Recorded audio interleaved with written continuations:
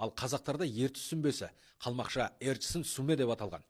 Мәшһүр Жүсіп Көпейұлы 9 ғасырдың аяқ шенінде ұйғыр қағанаты, қырғыз қағанаты тарапынан шапқыншылыққа ұшырап, ұйғыр қарлық басмыл тайпалары батысқа жаппай қоныс аударды деп жазады. Сары ұйғырлар деп аталған тайпалар қазіргі ертістің бойына келіп қоныстанады. Негізінен отыршылықпен айналысатын олар дарияны жағалай елді мекендер салған. Ол жаңағы Қалбасым, Сырлықала, Қазан қорасы, Ақсарай және ертіс сүмбесі.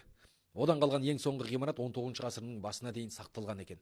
Ал оның іргесінен табылған кіші қорғандар мен балбал тастар ерте орта ғасырдағы түркі дәуіріне алып барады. Айтпақшы, ол туралы 17 ғасырда өмір сүрген ойраттардың атақты дінбасы және ағартушысы Зая Пандитаның өмірбаяны туралы Сарингерлі кітабында жаңағы қорғандар мен мұнаралар туралы Ертісін сүме деген атаумен кездеседі. Қазақшасы ертіс сүмбесі. Сүмбе сөзі біздің түсінікте тік, шаншылған деген мағынаны береді ғой. Мәселен, тік таралған шашты біз сүмбіл шаш дейміз. Осының бәрін зерттеп жазған тарихшы Жамбыл Артықбаев ойрат қалмақтардың сүме сөзін қазақтың сүң